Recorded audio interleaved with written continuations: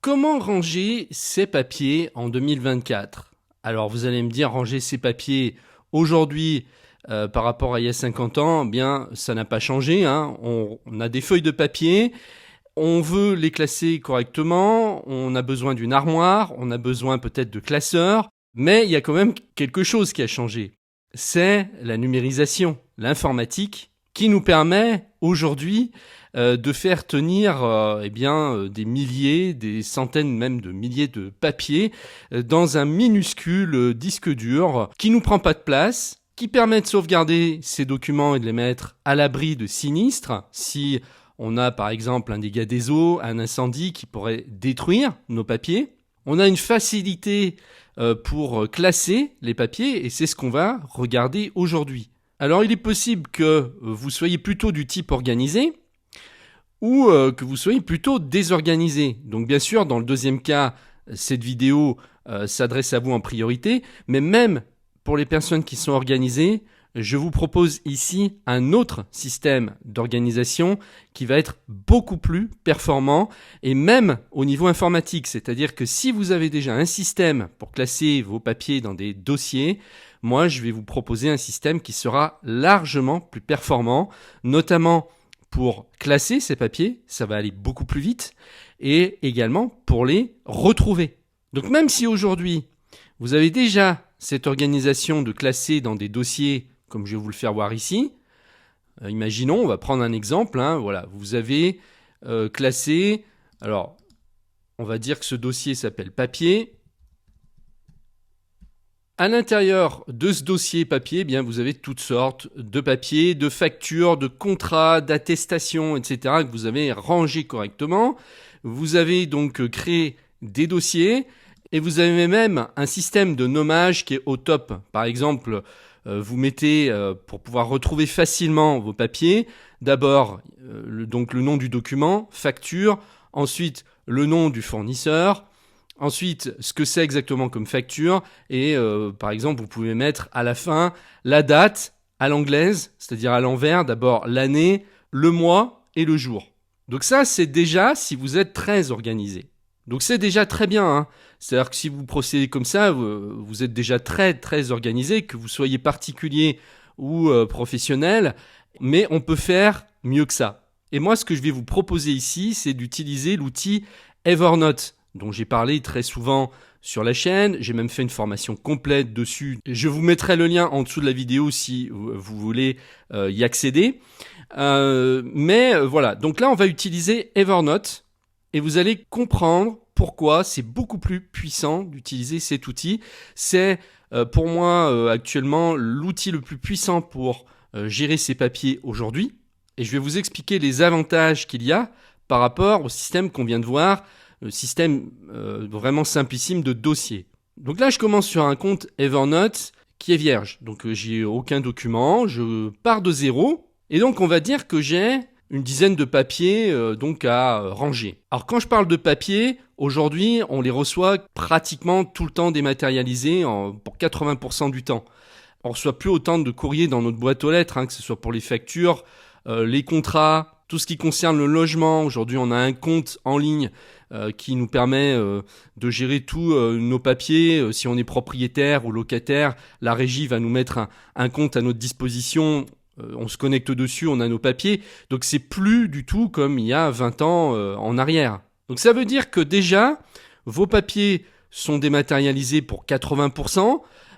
Et puis ensuite, si vous continuez de recevoir des relevés bancaires, par exemple, qui sont envoyés par la poste, eh bien vous pouvez les numériser avec un scanner, avec même un téléphone. Aujourd'hui, simplement un smartphone peut scanner avec une application scanner toute bête vos papiers.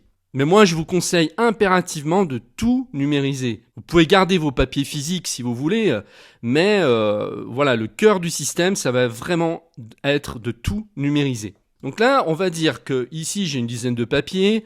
Alors, soit qui m'ont été envoyés déjà en format PDF numérique, soit que j'ai moi-même scanné.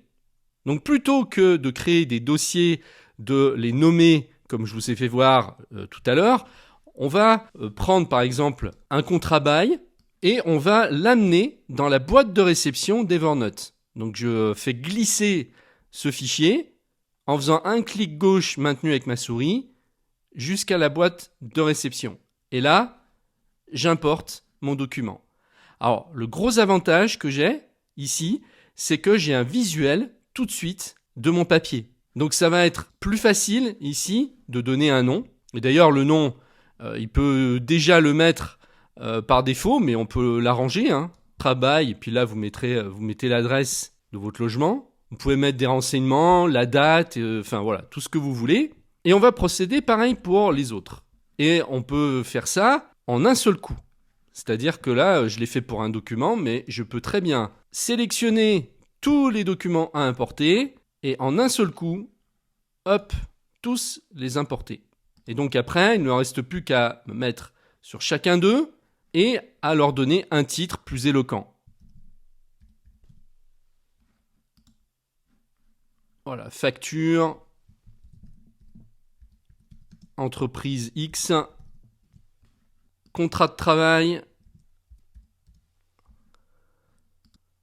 allez, facture internet, bon, etc., etc. Je pense que vous avez compris le système. L'avantage, c'est que ça va être beaucoup plus facile et rapide de gérer nos documents par rapport à l'ancien système qui consistait à nommer les documents. Ici, on n'a pas de visuel, on est obligé à chaque fois de les ouvrir pour voir ce que c'est. Donc on perd du temps à chaque fois. Et en plus, c'est beaucoup plus agréable. Donc en fait, ce qui se passe, c'est que dès que vous allez importer donc vos documents dans la boîte de réception, ça va créer une note dans Evernote qui va donc importer votre fichier à l'intérieur de la note.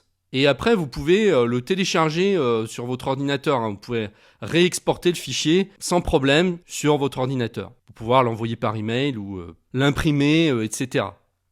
Et vous pouvez faire des modifications dans la note. Ça, c'est le plus par rapport à l'autre système, c'est que vous allez pouvoir apporter des renseignements sur vos documents. Et vous pouvez même regrouper plusieurs fichiers, donc plusieurs documents, dans la même note.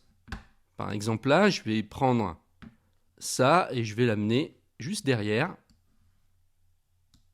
Voilà, là j'ai 2 documents dans la même note. On peut en mettre autant qu'on veut en fait. Ça permet de regrouper peut-être des contrats qui vont ensemble ou des annexes. Donc ça, c'est la première phase. Maintenant, la deuxième phase, ça va être de créer une structure qui soit efficace pour classer nos papiers.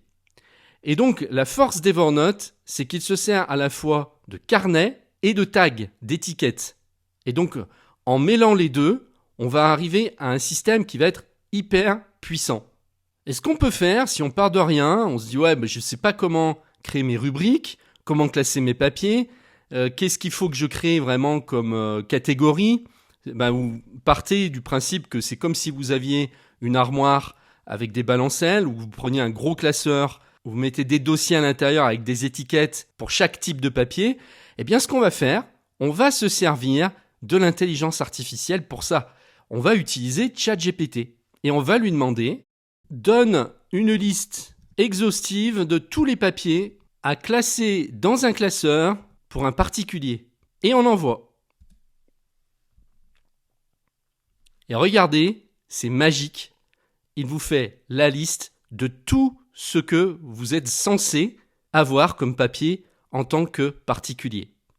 Vous pouvez faire la même chose pour le professionnel. Vous dites j'ai une entreprise, comment est-ce que je m'organise pour classer tous les papiers de mon entreprise?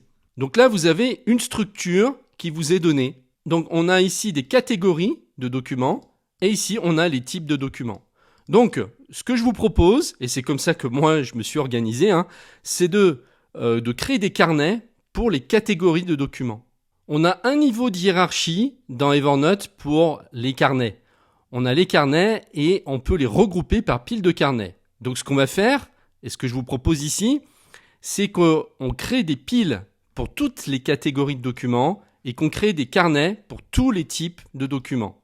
Donc par exemple, on va commencer avec identité et personnel. Alors il faut d'abord qu'il y ait un carnet pour pouvoir créer une pile. Donc on va commencer par carte d'identité, on va créer le carnet.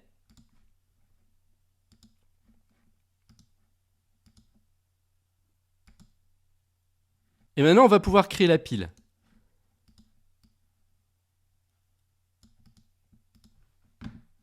Je me mets sur le carnet concerné, je fais un clic droit, ajouter à la pile, nouvelle pile. Je vais enlever document. Voilà, identité et personnel. Et vous voyez que j'ai une pile de carnet, identité personnelle, avec à l'intérieur carte d'identité. Et vous allez maintenant ajouter un carnet passeport à l'intérieur de cette pile. Et vous allez procéder pour tous les autres de la même façon. Donc cette fois, vous vous mettez sur la pile, vous faites un clic droit et créez un carnet. Passeport. Alors vous allez me dire, est-ce que c'est utile que je crée un carnet pour ces types de documents? Puisque les cartes d'identité, en général, j'en ai pas 3. Hein. J'ai pas non plus 5 passeports, ni 5 permis de conduire. Alors qu'effectivement, je vais avoir des centaines de factures, des centaines de justificatifs ou de contrats ou de je ne sais quoi. Alors c'est peut-être pas utile de créer une pile de carnets pour ce type de document, mais simplement un carnet dans lequel on regroupera la carte d'identité, le passeport, le permis de conduire et qu'on nommera identité et personnel. Donc c'est à vous de voir. Vous pouvez garder cette structure, tant pis, vous aurez qu'un seul document, donc une seule note par carnet. Si ça vous aide psychologiquement à mieux vous y retrouver. Donc là, je vais tout de suite m'attaquer à la deuxième pile. Donc je vais d'abord prendre le premier carnet, feuille d'impôt. Je crée d'abord le carnet.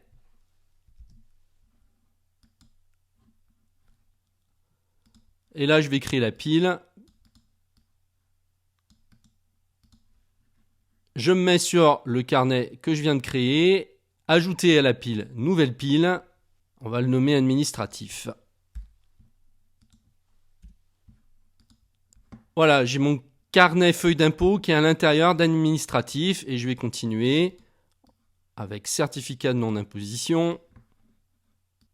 Donc là, je me mets sur administratif, créer un carnet. Et je continue comme ça pour tous les types de documents.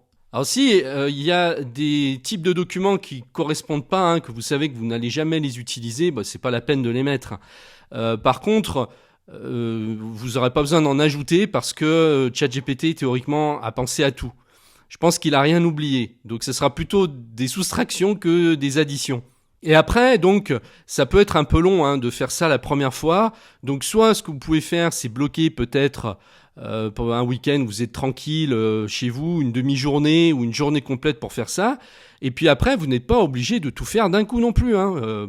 Vous pouvez étaler ça, ranger vos documents, je sais pas, 1 heure toutes les semaines sur plusieurs mois. Mais vous voyez qu'ici, on a une structure qui est vraiment claire et ça va être vraiment très facile ensuite de classer ces documents.